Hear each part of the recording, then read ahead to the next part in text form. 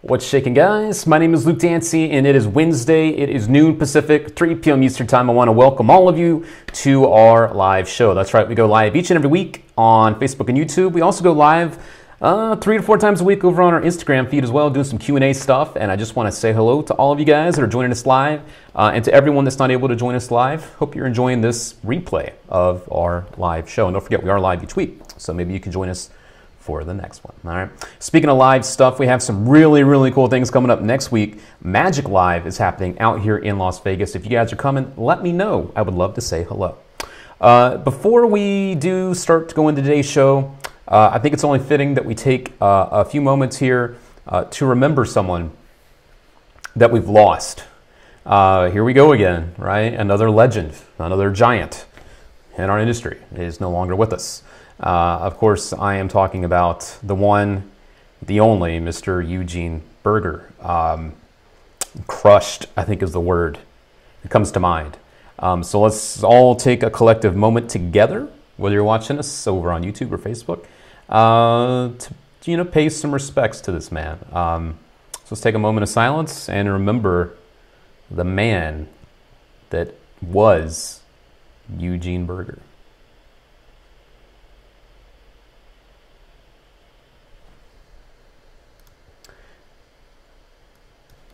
You know, there were a lot of things about Eugene that I had first of all, I had a chance to meet him several times, so I was very fortunate for that.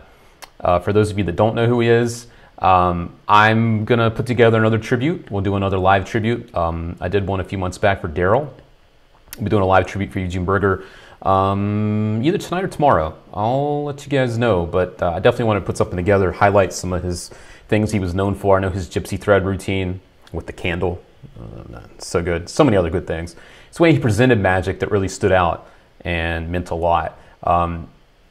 It's crazy, you know, and it's like I said in the last video that I posted, trying to pay respects to the people that are still with us, and of course to the ones that are no longer with us too, because you just never know when they won't be with us anymore. So it's important that we always try to remember them, learn as much as we can from them when they're here, because when they're not here, they're giving you all they got, you know. So today's a bit tough. You know, I woke up today, I saw the news. I think I saw Jeff McBride on my feed first, and I was like, no, this is not happening. No way. And then here we go.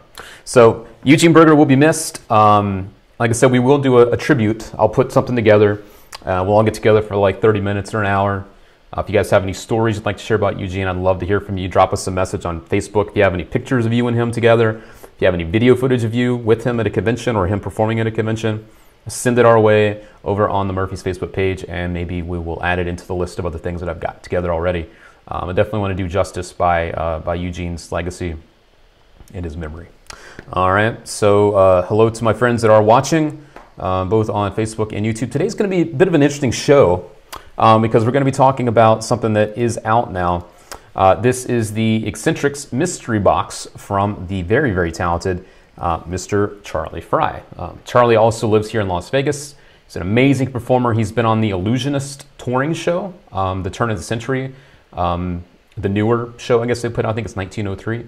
Amazing performer, magician, juggler, physical comedy. The man does it all. He does it in style. A little while back, I had a chance to actually sit down with Charlie and talk about the mystery box that I just showed you there. And so I'm going to play for you the replay of that interview. He came here in the studios. We talked about some stuff, got to know a little bit more about him as well, and what's included in the set that is known as the mystery box. So today I will be with you in the chat section. So I'm be watching all this live with you. If you do have questions, I can get in there, I can type them up. But just kick back, relax. This is like a little bit of an interview with Charlie Frye. I'll be back in just a little bit to answer some more questions and give you all those details. And if you are watching this and you're interested in picking it up, check out our feature dealer over on Facebook. We have the link right there and below the video here on YouTube as well. I do have the links to all that stuff. So someone's asking how he died. Unfortunately, Eugene had terminal cancer. That's tough, I tell you. That's why we should definitely try to cherish each other, the moments that we all have, and yeah, so definitely, you know, this is a bit of a weird day because I'm trying to do what I normally do, which is to be peppy and trying to be up. But it's hard when someone like Eugene's gone. Like, how do you ignore that, you know? But like I said, we will do a full tribute for Eugene sometime in the next 24 hours. I will do a dedicated show just for him. So I will post it up, give you a little schedule update, and let you know when that happens. Maybe tonight. We'll see how my schedule is, but I'd like to do it as soon as possible, all right? So that's it for me. I want to say a few hellos before we get going here. Hello, Tom Wong. Hello, Magic Power. Hello, Ryan Schaub. Good to see you. Cedric, how we doing out there? Phil, the Magic Man. Hope you're doing all right over there, too. Magic R2. Andrew Nagy. He says it hurts to know he's gone. I know, right? Yeah, so a lot of people are sharing the condolences with the loss of Eugene Brick. What's up, Sean? How we doing? Over on the old Facebook, I see some friends as well. I see Aaron Payne, Glenn Yost, Renee, Daniel Ricks, always a pleasure. James Beck, hello, good to see you as well. Lazarus, good to see you again. D Hood, always a pleasure, Mr. D Hood.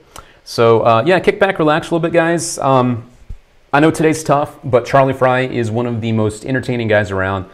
Maybe you can try to bring a little smile to your face during this interview that I had with him. So again, this is a pre-recorded interview, but I am live with you in the comment section. So if you want to chit chat, I'll be there interacting with all of you. All right, so here we go. What's shaking, guys? My name is Luke Dancy, and I am joined by Mr. Charlie Frye. That's me. Hello, hello, hello. All right. So Charlie is also a resident of Las Vegas. Yeah, we're practically neighbors. Literally, almost. Yeah. Yeah. It's pretty cool. There's a lot of magicians in this town. Some that you probably never heard of as well. You were just talking about one, Daniel Cross. Oh yeah, one of my best friends. Yeah, I'll get together with him tomorrow. Yeah. He's one of the few people that I've shown this set to. And that's what and we're here I'm to showing talk it to you, about. and that's it. That's all you get to see. That's all. No mas. No mas. I bounced it off of Johnny and Bill too. That's Johnny Malone and Bill Thompson. It's different guys. But I've only bounced it off of a few professionals, and now it's out. And here's your sneak peek. Yes, okay. Yes. Let's get the tight shot on that. Let's have a look at the box there. There we go. It's a mystery box. It is. Dun dun dun. It's empty. That's the mystery. There's nothing in there. Nothing to see here except that. Oh yeah. I know. I'm so proud. This is how long has this been in the works for you? I first talked to Marvin years ago about putting something out that I called the Curiosity Collection. Little optical illusions and puzzles and icebreakers. Cool. And that evolved into this project. And a lot of that went to Richard Wiseman's Quirkology, because that's really his brand. For sure, yeah. And my brand. I hate using the word brand. It's kind of brand. I also hate it when people use air quotes, because I think that's very tacky. So, all right. You know what else Charlie Frye hates? What? People that talk about themselves in the third person. I think that's really tacky. Luke Dancy doesn't like that either. Yes, no. So it was years ago that I started talking to Marvin about it, and then it evolved into a full-fledged project. And so cool. There's the Quirkology, and then mine is more performance related, because that's my brand. And so there are things that I've never released before, and some things that I have taught before on my DVDs, like my Dice Matrix. Cool. Except now it's with really cool-looking cards, and it's spawned a lot of different variations over the years with others. But I think mine still holds up because the dice assembled in order, and I teach an easy version as well as a hard version, which I do with a lot of the tricks. Cool. I even teach dice stacking.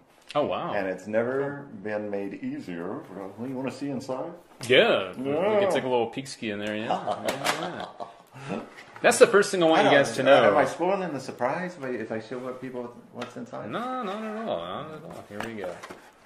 Bum, bum, bum. No. So where are the cups and the balls? I know this is an original magic set. Where are the sponge balls? Yeah, there's none of the same old, except this. The TT. But it's a really good one. I think. I don't know. What do I know? You can't trust me. It's my set. But that is a good looking. Wow, that does look very good. I know. Wow, I can't see it at all on the camera. Yeah, it's on there somewhere. I don't know which one. But yeah, I think there is material in here that I find will go to professionals that will end up in their repertoire. Except they'll probably want to use their own silk, you know. And there's even a little Himber wallet in here. Oh wow! They might want to use their own Himber wallet, but I wanted it to be complete, and I use this for different things. For a couple of the Monty routines, there's a few Monty routines. Cool. This is the dice cup, Right on. and it is small, and you can carry it in your pocket, and it also it makes dice stacking not 100%. Okay. You know, because that's a difficult skill. Can to be, get to be 100%, but it greatly shortens the learning curve. Cool. Because it's not a big cup like that. Got it. So I guarantee you'll learn it faster with this than you normally would.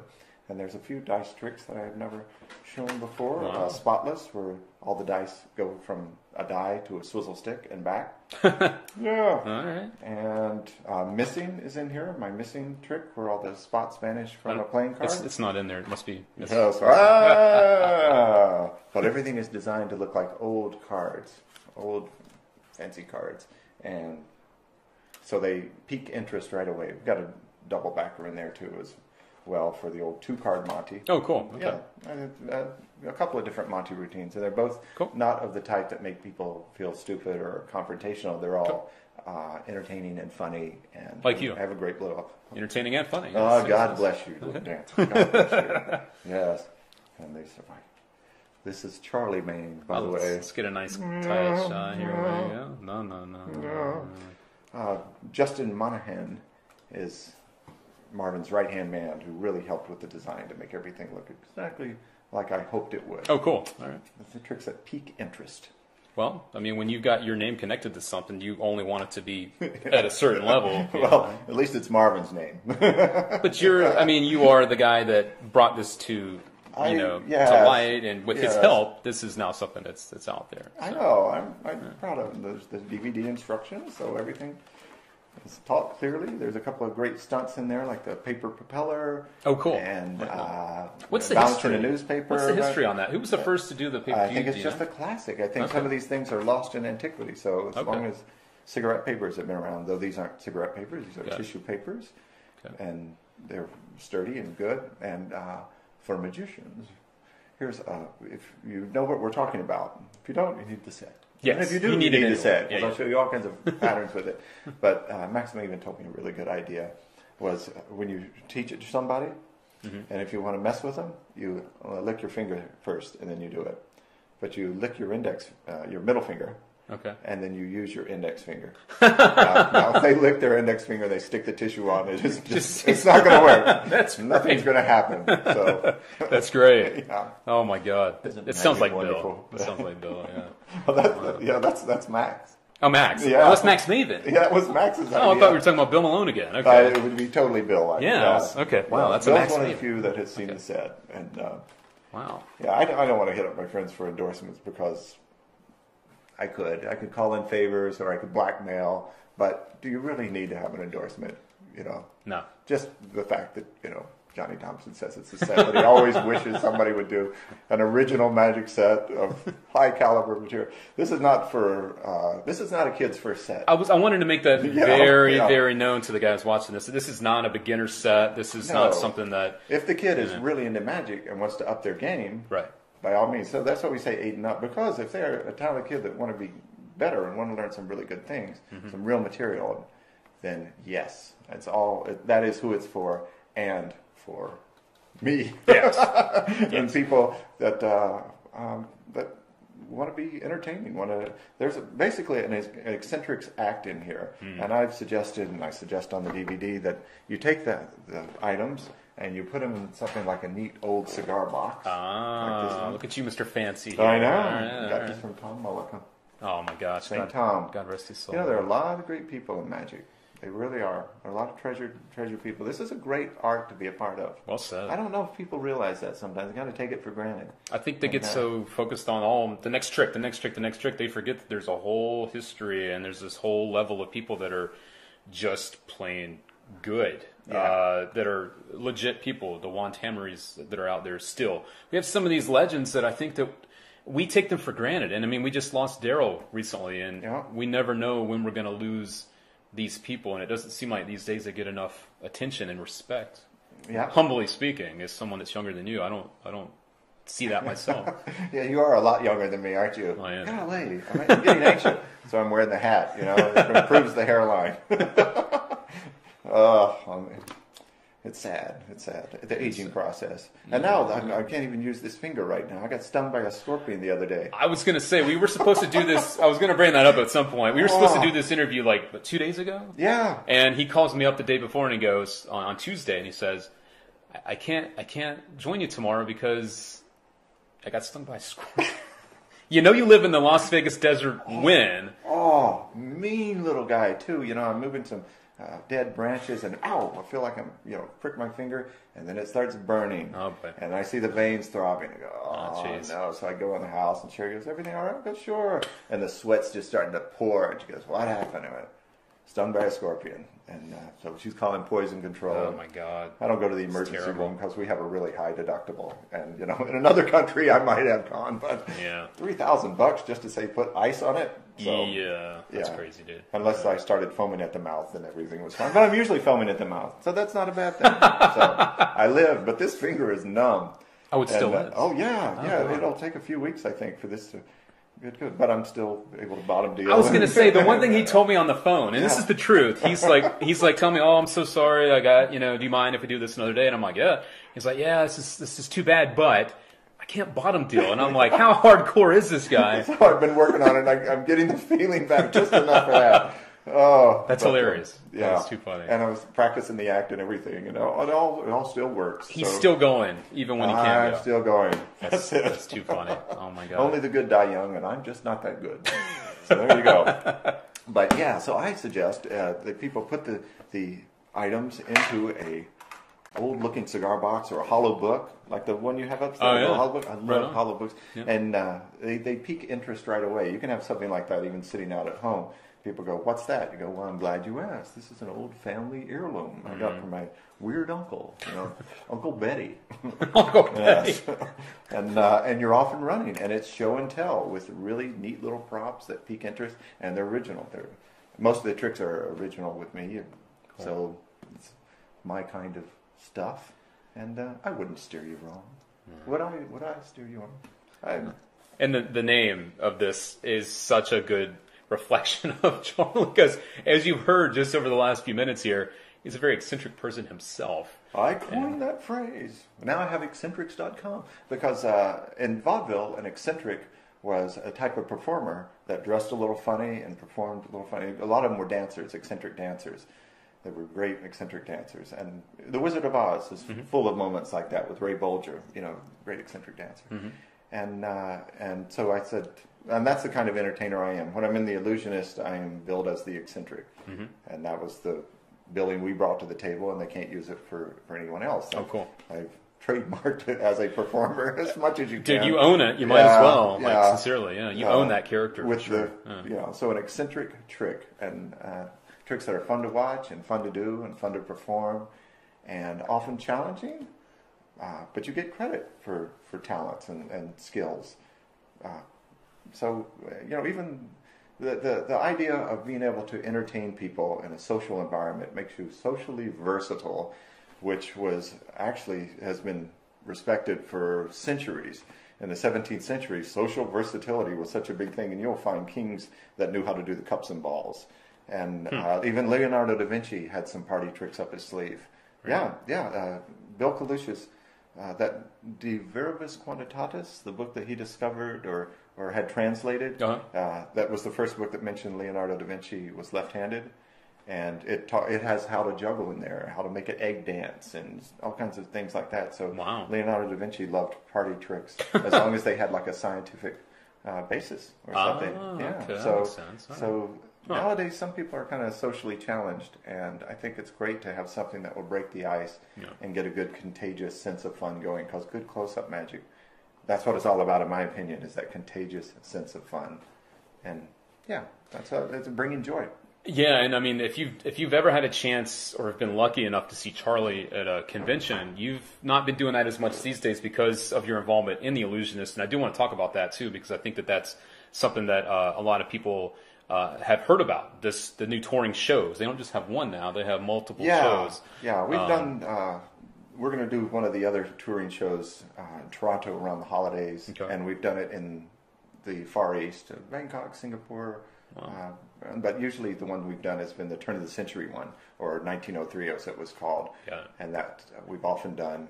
And that's the one we did on Broadway earlier this year. And that was amazing. with Rick Thomas and Mark and Ginger, and it has a turn of the century feel. And we were playing the Palace on Broadway, so that was really special. And then after that, there's nothing booked. Oh, God, no. It broke box office records. It's the most successful magic show of all time in Broadway history. And nothing else on the agenda with it. So, but you never know. It changes with a phone call. So we hope that they will get it touring in the future, because a lot of people want to see it, and it's. I think it's really special. Yeah. You know. Yeah, it's a beautiful thing that magic has become that official in the public's eye now, to where it can go on Broadway. Yeah, that's crazy. Yeah, magic it's a great art. People like it. I think a lot of the moments. I don't really watch America's Got Talent. I'm sorry. You know, if I hear a friend is on it or something special, then I'll see it. But otherwise, the inane judges just have to fast forward, because they have no idea what they're talking about. But I don't need to vent about that here. But but I do like the way that magic has been proved commercial. Mm-hmm. And you know how they watch these things. They watch you know, when a pretty girl comes on TV, people aren't as quick to change the channel. They watch these moments. And I'll bet you during a magic trick, people are not channel surfing. They're going, oh, let me see this. They're gonna hang there. I'm gonna watch. They might change during a singer, or they might change during this. Right. But magic captures people's attention, as you know, in the real world. I mean, you've been in the trenches enough yourself to know how commercially viable it is, and it's special. It's different. It's neat. Yeah.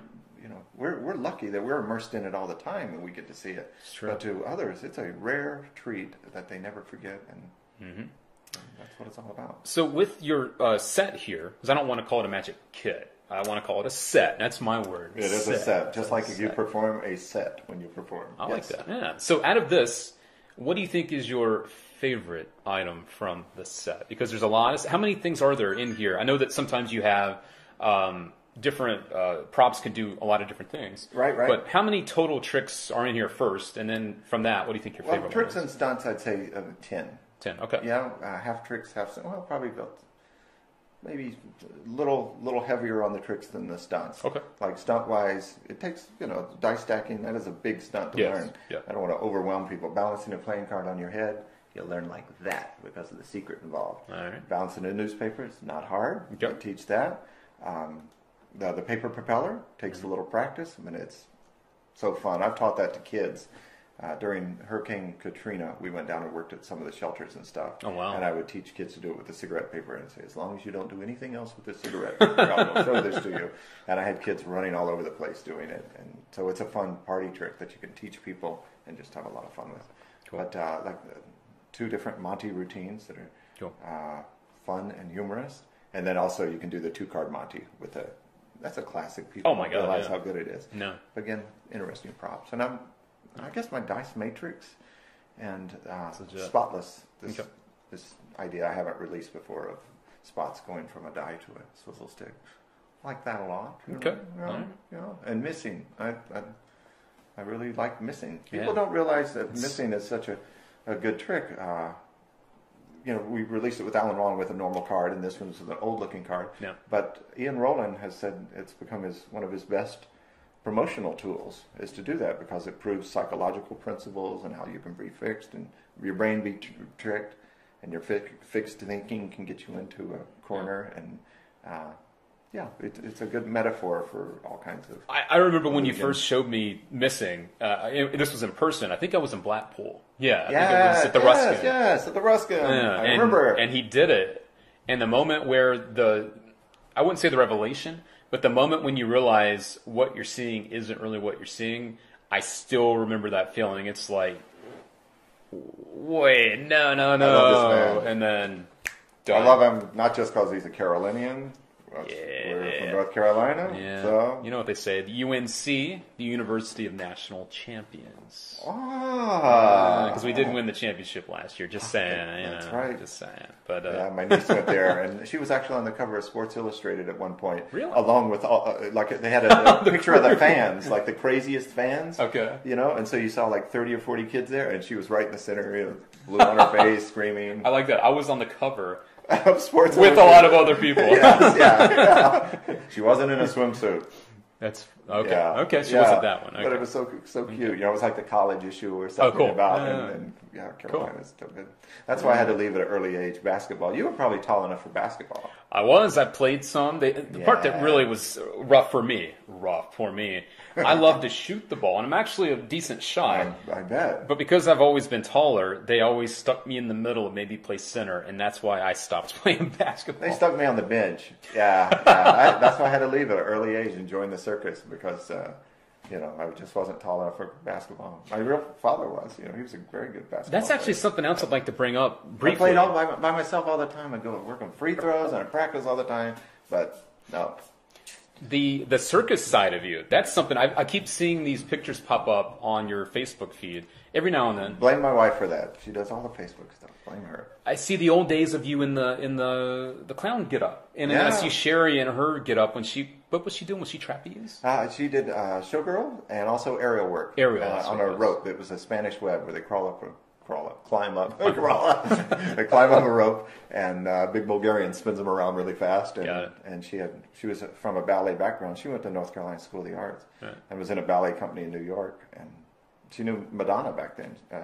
Madonna was a modern dancer though, and Sherry was a ballerina. Whatever happened to Madonna anyway? She's still out there somewhere, man. I don't know. I don't know. Still around. She forgot all her friends really fast. You know? But so Sherry is really highly trained. Cool. And so that's where we met in the circus. And, that's cool. Yeah. And it was I knew her before she knew me, because I had the clown makeup on. So during the day we were friends, but at night on the train, you know, she'd come hang out with people, and she didn't know me from anybody. That's and so I just weird things that we're missing. Because I know there were some key points that we had tried to get, you know, on paper before.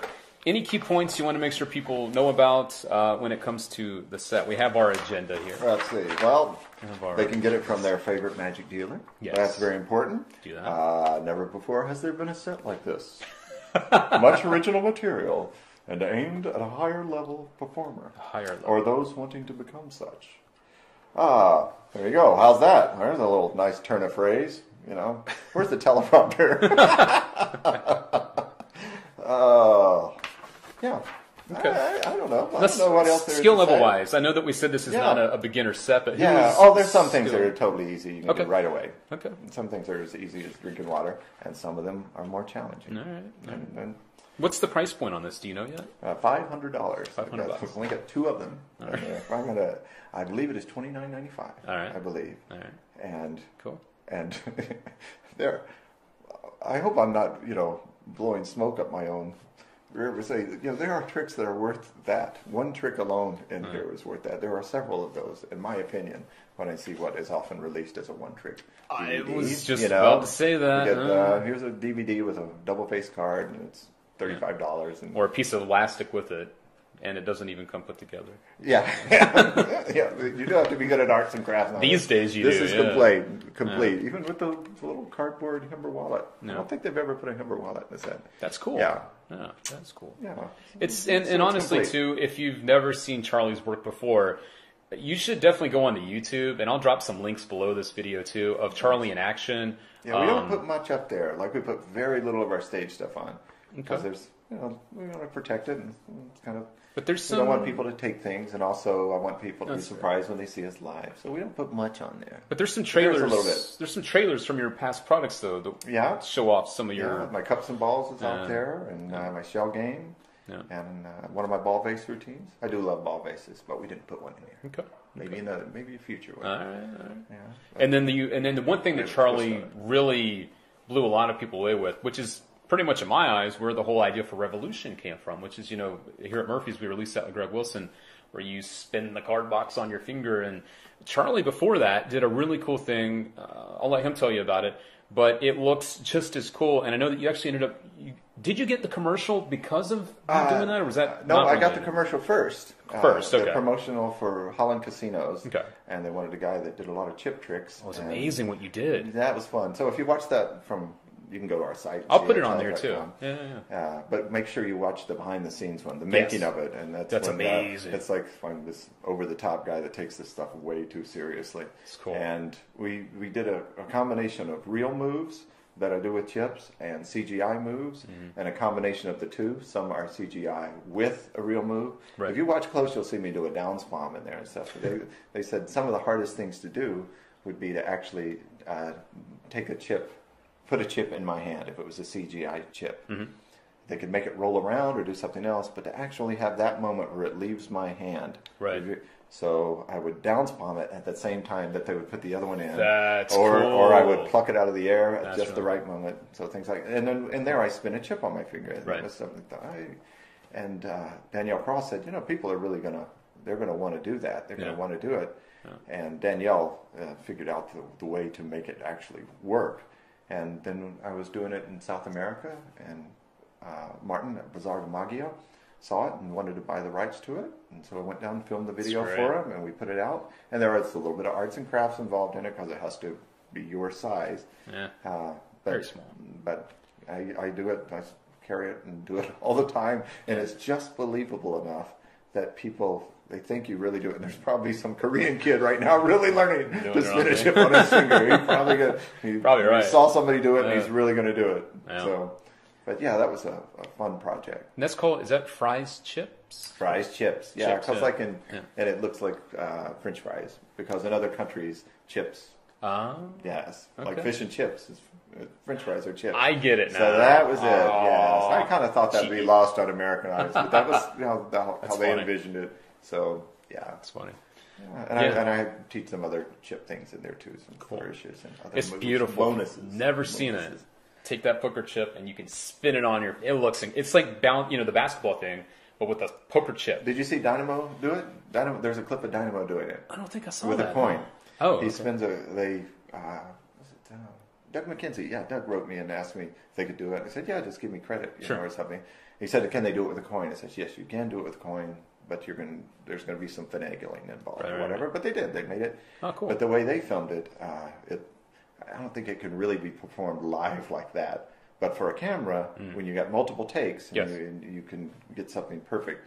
And boy, you see him spin the chip. It comes off on a table, on a glass table. It comes this way, and then he lifts his hand, and it's still spinning on his finger. That's sick. And you go, whoa, whoa. I'm Dynamo. Yeah, it was great. It was great. And they really did do it, but there was a lot of staging involved to make that happen. Okay. Yeah. That's amazing, though, to do it that way. It looks so nice. It's funny. It's really funny. We were talking about spinning stuff upstairs. I wouldn't be surprised if we see something from you one of these days. I was showing him the new fidget spinners. If you've never seen him juggle, you are missing out. He is incredible on stage. I got to say this. Magicians used to be called jugglers, by the way. No offense. Charlie's not here for a second. He's not here for a second. Charlie Frye is one of the best magicians you've never heard of. He is an incredible magician. You've never heard of me? / juggler. I think, no. I think you're incredibly underrated. I think for what you do and your skill level, you're incredibly underrated. You don't get enough attention in the industry. And that's my own personal opinion here. I've never wanted to be a big star, and so far that's really working out. It's true, though. He has popped up at conventions, and he ends up being the runaway star of the convention. What happens is, Charlie flies under the radar. My hat won't fit. He pops up. He pops up at a convention. He's under the radar, and then he goes and does the show. And you've seen this. You go on the gala show or the evening show, and you do your act. And then after the act, he can't walk through the freaking lobby because everyone's attacking him because they found out how amazing he is. You're freaking awesome.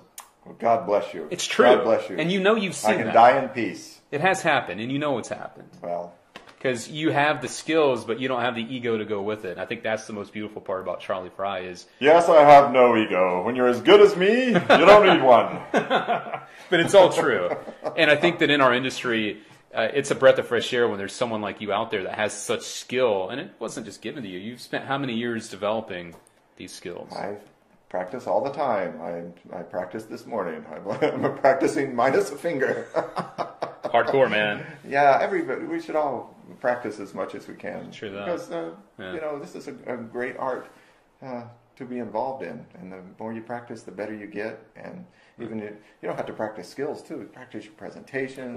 Make it entertaining. Yeah. The great thing about magic, it is a social art. You can juggle by yourself and get a little sense of satisfaction that, I hit that trick or I hit that trick. Right. With magic, you're not doing magic unless there's somebody watching. It is designed. It's such a great performance art. It's all designed to be seen, be shared and enjoyed. It's a really positive art. I'm glad it keeps growing in popularity. Yeah, me too. Yeah. Let's back up way to the very beginning. I've never asked you this before, and then we can start to wrap this up. What was it in the early days? Because you mentioned you were clowning, you were doing things like that. Juggling, I'm assuming, was part of the clown process. But what about the magic? How did that creep into... Magic set when I was 6 years old. It was my father and grandfather were clowns. Okay. My stepfather, so when they came into my life at an early age, the clowning was like the family tradition. We had Did you ever go to any parades in North Carolina or anything? You might have seen a comedy car, an old Model T that drove itself. There was a hidden driver. Yeah. That's my family's. I was there. I was probably the little clown on the unicycle, like a Keystone Cop. And my grandfather was the tramp clown that would carry a road map and the steering wheel, and the car would follow. So funny. My dad was like a Keystone Cop, keeping him moving, and I was the little cop on a unicycle trying to keep up. Oh my God! And, that was our family thing. We were when my stepdad passed away. They towed the car through a parade, and everybody stood. Well, it's a parade; they stand anyway, I guess. but like the 4th of July parade, people all paid their respects. That's amazing. This great gags. I had a feeling. So we did all the big parades and stuff. That's cool. I totally remember those. And I remember going through Grandpa's clown trunk, and I came across hen fetches, quadruplets, which was probably the first professor's nightmare. Yeah, I'd say so. Yeah, it's a great trick, and people don't realize how great this is. No. So that and a little magic set my sister gave me that had a ball vase. Still got the ball vase. That's cool. So I think I got hooked, and so it was clowning and magic together, and then I taught myself to juggle, and when I got with the circus, I really practiced juggling. Oh, yeah. Like I hadn't held real juggling clubs till clown college in '79. Oh. I learned with sink plungers. That I could find. And I thought, hey, I had one wheel. I had a 6-foot unicycle with, that could afford one wheel to get around on. I thought, I'm going to show up at clown college. Look at me, sink plungers, high unicycle, 10 other high unicycles, and they're riding them in the pool. And passing torches, and I go, whoa! I am totally out of my element. That's crazy. And so I practice my big skills during the day, like in the circus, the juggling skills, and at night, in my little 4x6 cubicle on the train that I shared with, 30 other clowns. I would practice close up because Doug Henning, of course, was a huge inspiration in his first special. And so I practiced close up at night. Cool. And touring the country, I got to meet so many magicians. Everywhere we went, I'd go to a magic shop, and I would learn something from this person or that person. I'm still friends with a lot of people That's that cool. met. That's right. And magic, not only is it a great social art for performance, it's a great social art amongst other magicians. Mm-hmm. Sometimes I feel like I've been friend taught over the years. You show a friend something, you show me a friend. Before we started, we were sessioning upstairs. We were upstairs, yeah. And it's fun. Yeah, I'm going to put out all those ideas on my next eccentric set and claim them to be my own. It's going to be great. So I'm happy that way. So it's pretty cool that it was a magic kit that kind of is what sparked that, and now here you are with your own set. Yes, I know. Magic set. Let's take a look at it one more time. Let's have one more look at this guy. Yes. And it was the guys at Marvin's Magic that helped to facilitate this. Oh, totally. This is all Marvin's quality. Yeah, Marvin and Justin and David Berglass has always been a great inspiration for me and a friend that I treasure, and the whole Berglass family and legacy is just that's really nice to be part of. So That's cool. And there are going to be other things as part of this curiosity collection, the Quirkology and this, but then there's going to be after dinner tricks, I think. Oh, cool. I think there's going to be a few other installments that are going to come along. It's going to Nice. come soon. And I don't know. You know, I wonder if this will start a trend with some other pros maybe thinking about doing a set of their own, you know, tricks. I think like it's... these are routine that you start. You can do one that segues in the next and the next and the next, and actually have an act.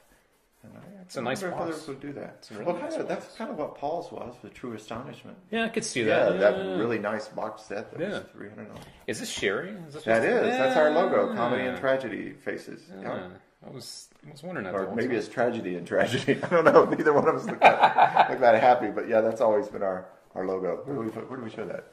There you go. Yeah, there it is. Yeah, there you go. Cool. Yeah. It's a really nice box too. I got to say, you know, you're used to seeing the typical magic sets for kids, you know, in the stores, and they're all pretty cheap, pretty on the low on the scale of quality. But this is legit. What is with the? I'm trying to see in the light. What are these? Oh, it's like the dice. I know. And cards. I know. That's kind of what is it called? Spot printing or something where they do that, where they make some things glossy and some things not. Yeah, something. that's legit. Yeah. Illusions and magical curiosities. That's right. All right. It says impressive tricks, bar bets, and gambling stunts. Well, the bar bets and gambling stunts are really the Monties. Okay. If you just want to do like bar bets, well, there's plenty of other places to learn. You know, the old challenges like pick up an ice cube up with a string and all those things. Okay. So I didn't put those in there. I didn't know box has 2 X's. What? I'm just kidding. I was looking for your name. I was going to say I didn't know there were 2 Y's in Charlie Frye, but my name's been misspelled in every country.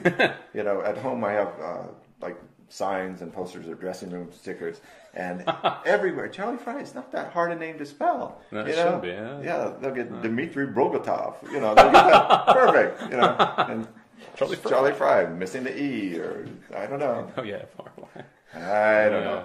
All right, my friend. Well, any other last words you want to say about? I hope people like it. I look forward to seeing what people do with it and where they grow, where they take some of these routines and what they do with them. Yeah. And again, you know, this isn't just a magic kit, something you would give a kid for a gift. Unless they're a really good kid that has already like whetted their appetite with magic. And I like that. That's a nice way to put it. This is like a step up. So if you're looking, I know that you know, people are always looking to stock up on stuff for the holidays and things like that. So if you have a young one that you're wanting to hook up with some fun stuff, that'll keep them busy. And that's the other cool thing about magic in general, because I have a son. Yeah. It's great for kids, not just as a thing to maybe spark their interest, but also the motor skills. It really does help develop kids and their motor skills. And there's, the dice stacking stuff. You get the hand-eye coordination. And their social skills and their nonlinear thinking. You know, problem solving. Goethe, Wolfgang Goethe. Isn't that Goethe? Goethe? How do you say it? Goethe. Goethe. Goethe. Wolfgang Goethe.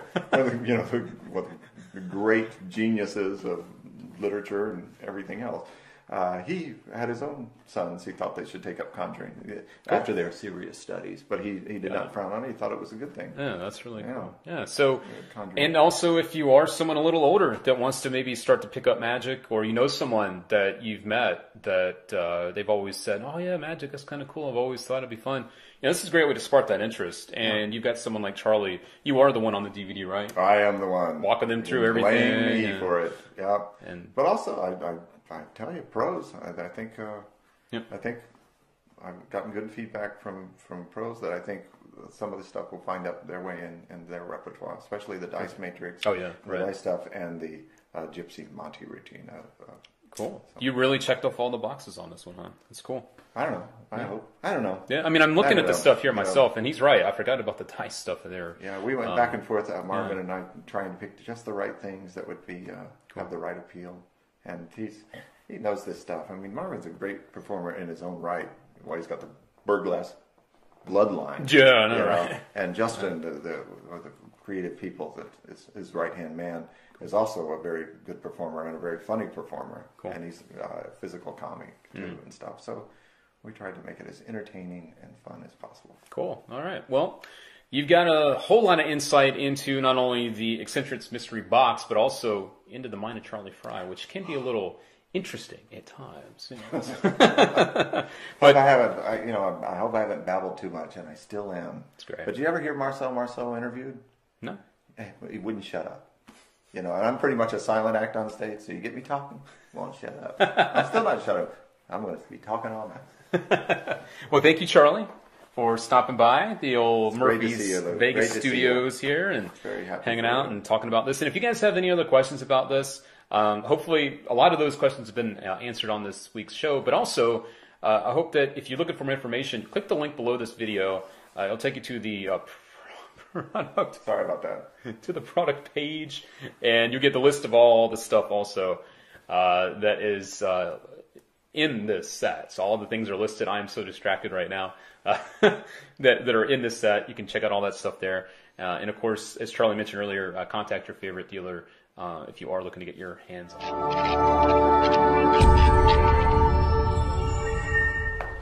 All right, my friends, and there you have it.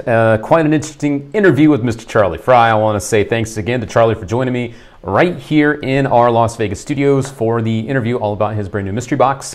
I do have links below the video here on Facebook and on YouTube if you're interested in picking it up. Got some featured dealers for you to check out. It is a great thing, whether it's a gift for a young one or someone a little bit older. There really is stuff in that set for everybody. I've got mine right off to the side. It is signed. I've got my signed box from Charlie Frye himself. So as you can tell, he's a very entertaining guy, a really cool guy, right? Just a really nice, down-to-earth guy, likes to have fun with this stuff. And if you sincerely ever see him at a magic convention, you are in for a real treat. He destroys conventions. When he goes and he does the show, he performs in the show. I think a lot of times he ends up closing the show because good luck following his act. The guy is phenomenal, and what a talent. And I'm so thankful that we had a chance to sit down and talk with him all about the mystery box set. All right, so good stuff. I want to thank you guys for joining me today. As I mentioned a little bit earlier, we will be doing a live tribute for Eugene Berger. Unfortunately, I know he passed away, and so the same way I did with Daryl a few months back, I'm also going to do a tribute for Eugene to make it good, to make it something that will be quality. I want to do a good quality thing. We'll do it tomorrow. I'll schedule it up both on YouTube and on our Facebook page. So I'll put a little notice there so you know when it is. Probably going to be tomorrow evening here Pacific time. And yeah, so we'll do that tomorrow. That's what I decided to do. So, you know, it's tough sometimes to do these shows after I get news like that, but you know, we also want to focus on the good, and Charlie Frye is one of the good guys too, so we don't want to forget about him. This is also a good reminder to me, though, that even as you heard me in the interview say to Charlie at one point, it feels like a lot of the people that are around, that have been around this stuff for a long time, don't get enough attention.